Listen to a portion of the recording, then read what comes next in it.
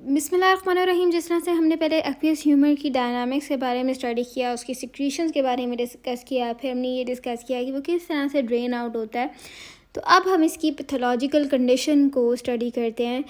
अब हम ग्लाकोमा को स्टडी करते हैं। तो इसकी डेफिनेशन क्या होती है कि it is a optic neuropathy. ठीक है, अगर हम नॉर्मली देखें तो ग्लाकोमा अगर आपसे पूछा जाए तो भी आप यही आंसर करते हैं कि इंट्राऑक्यूलर प्रेशर रेज हो जाता है एंड दिस इज़ ग्लाकोमा।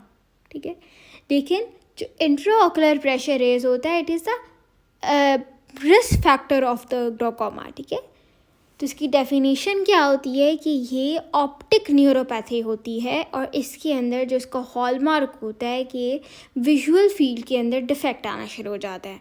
ठीक है, और जो रेज ऑक्यूलर प्रेशर होता है ये हमारे पास रिस्क फैक्टर होता है। ये एक ऐसी क्लिनिकल कंडीशन होती है जिसके अंदर जो इंट्राऑक्यूलर प्रेशर होता है ये इतना ज़्यादा हो जाता है कि जो ऑप्टिक नर्व के जो हेड फाइबर्स होते हैं उनके जो उनका डैमेज होना शुरू हो जाता है और इसकी वजह से जो विजुअल फील्ड होती है उनके अंदर डिफेक्ट आना शुरू हो जाता है। इसकी डेफिनेशन को भी हम फर्दर आगे भी आप एक्सप्लेन करूँगी तो आपको बहुत अच्छी तरह से समझ आ जाएगी। Then we have the normal tension और low tension glaucoma.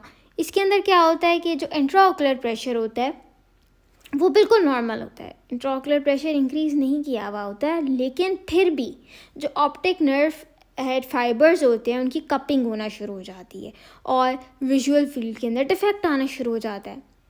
Then we have the ocular hypertension glaucoma suspect. ठीक है, इसके अंदर क्या होगा कि इंट्राऑक्यूलर प्रेशर रेज किया हुआ होगा, लेकिन इसके अंदर जो ग्लाकोमा के अंदर कपिंग होती है वो नहीं होती है और विजुअल फील्ड इफेक्ट्स नहीं होते हैं। ठीक है, that's why it is known as glaucoma suspect. क्या आप सस्पेक्ट कर सकते हैं, लेकिन जो इंट्राऑक्यूलर प्रेशर है वो रेज किया हुआ होता है ऑक्यूलर हाइपरटेंशन की वजह से।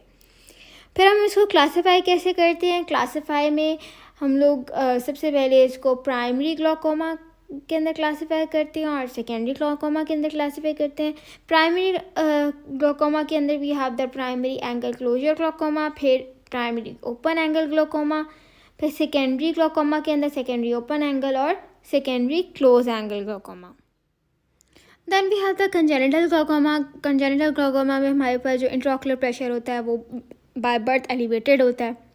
फिर इन्फेंटाइल ग्लाकोमा, जो इन्फेंटाइल ग्लाकोमा इन्फेंट्स के अंदर within 3 years intraocular pressure increase किया हुआ होता है।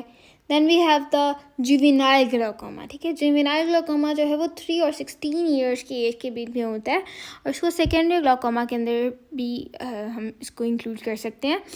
Then we have the normal tension glaucoma. इसके अंदर जो टेंशन होती है वो लो होती है, लेकिन ग्लाकोमा प्रेजेंट होता है। Now study the pathogenesis of this disease. हमारे पास जो रेटिना होता है उसके अंदर जो स्पेसिफिकली सेल्स प्रेजेंट होते हैं जिनको रेटिनल गैंग्लियन सेल्स कहा जाता है, ये हमारे पास न्यूरोट्रोफिन्स रिसीव करते हैं जो कि ग्रोथ फैक्टर्स होते हैं टू रिमेन अलाइव।